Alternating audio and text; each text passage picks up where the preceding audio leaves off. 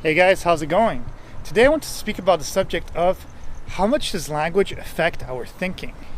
Well, if you look at it, we live in a world where, first of all, language-wise, if you're just speaking here, as I'm speaking now, well, you are using language. But at the same time, what you got to think is that there's a broader spectrum to just language as one language, but the different cultures and the different languages that are surrounding us, no matter what language you speak.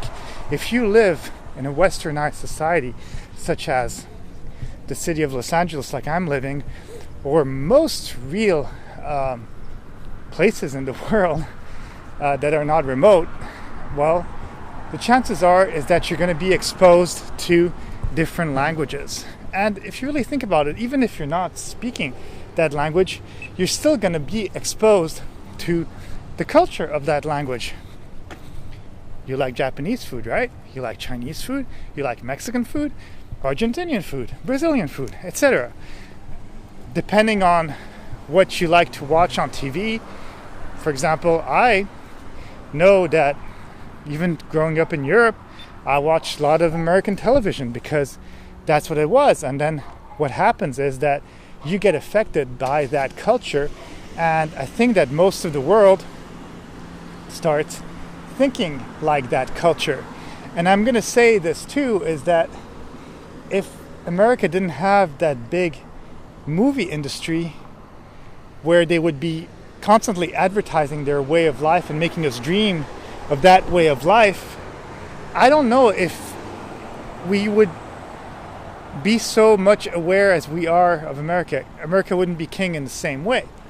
But it is. And at the same time, for me too, like growing up in Europe, but even nowadays and stuff like that, you're exposed to a lot of Japanese culture, just from like anime, mangas, and a lot of video games because they're made in Japan. So even if you're not aware of it, you kind of know a lot of that culture. And at the same time, we are often taught at least a few different words just to say thank you in Spanish, or say hello, or say different things in different languages depending on the neighborhood that you're in, just because you want to make people feel welcome, right?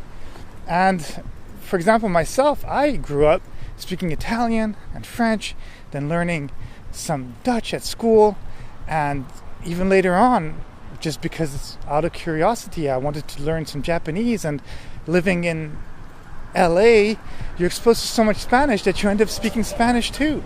So the thing is that language will definitely affect the whole of society. And we're not talking about just speaking, because definitely speaking will affect a person's way of being, just because look at people who have to do sign language.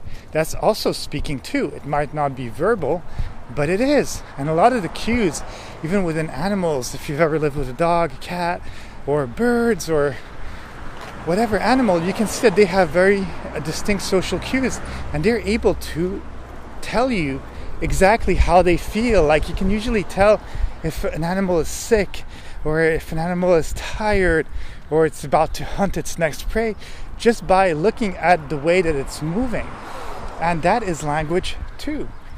But definitely on top of that, if you are learning another language, well, what's cool is that inevitably, whether you want it or not, or even if you're aware of it or not, you are actually being exposed to new culture. Because even if you're not living in that country, well, if you're getting to the point where you have to speak it, well, you're going to be initiated, you're going to be introduced to people who might think differently than you, who might eat different foods than you, and you inevitably get a much more open mind in some way. Because the world, it's kind of like, hey, you go to the supermarket and you love apples, but eventually you might get tired of apples. So you find pears, and then you find oranges, tangerines, pineapples, watermelons, etc. And then you see that there's this whole plethora of things all over the place. It's kind of like saying that there was only one type of tree in the world or one type of weather. We can find the good within all these things. And for me, at least, I really feel that having been exposed to so much culture from a young age, I'm so open, and I'm so glad that I did. And that's why when some people are sometimes racist, or they're like, well, this is America, we only speak English. Or you're like, well, I mean, I don't know, you like nachos probably, or you eat burritos, and I'm sure you've had your Chinese food and stuff, so saying that in America we only speak American or English doesn't really make sense to me, you know? So, yeah, I embrace different cultures because it's kind of like how with reproduction you want to diversify your offspring so that they can be stronger within the world. Well, by diversifying yourself to different cultures, different things, different languages, you're gonna inevitably be stronger, and it's gonna open up your mind, and your chances of being successful or having a happier life or having different experiences and more interesting experiences will just rise exponentially. And that is what you need to do to have a full life, especially within this culture where you're able to take a train or plane, even with cars, you're able to travel so easily. But literally, you can start here in America on the West Coast and end your day in Asia, or end your day in Russia, or end your day in Europe, or even New Zealand, or whatever it is. Pretty much any place in the world will just, if you're going at least direct flights, or more or less direct flights, will not take you more than 20 hours, and that's crazy. And when you see that, then you are exposed to different things, and again, you're opening your mind. And that's why it's important to, especially if you're going to judge people and stuff like that, there's no way of you being able to accurately, from an educated manner, talk about other people, the way they live and stuff like that, without having been educated with the fact that you have traveled, you have spoken to other people, you've learned different ways of living. And maybe, you know what, if you actually are exposed to those things, you might say, hey, actually, okay, my culture says to do this, but now I learned this other thing from another culture, and it's actually kind of cool. Maybe, you know what, I could adopt it within my lifestyle, and I'll be more happy by it too. And I can only see something to be gained. It's kind of like saying that you are only old when you are not willing to have new experiences. And it kind of goes at any age.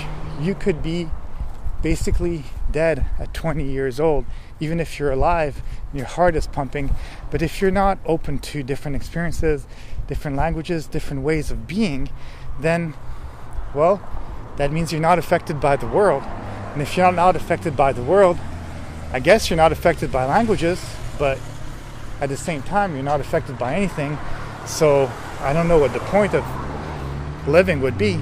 So I think, you know how they say, you can't teach an old dog new tricks. Well, it's false. It's not really true, because they've even proven it through articles and through documentaries and through just plain life, that you can learn something new at any age. It might take you a little bit longer, but why not? I think that as long as we're alive, be it that we're sick, handicapped, whatever it is, as long as we're alive, we're breathing, we're kicking, we're walking, we're talking, we need to be able to experience new things, learn new things, enjoy life, and eventually, maybe one day, just be satisfied. And glad that we did open up to all these things, because life would be quite boring if we only ate apples every day. That's all I have to say. Have a great day, and let's talk soon.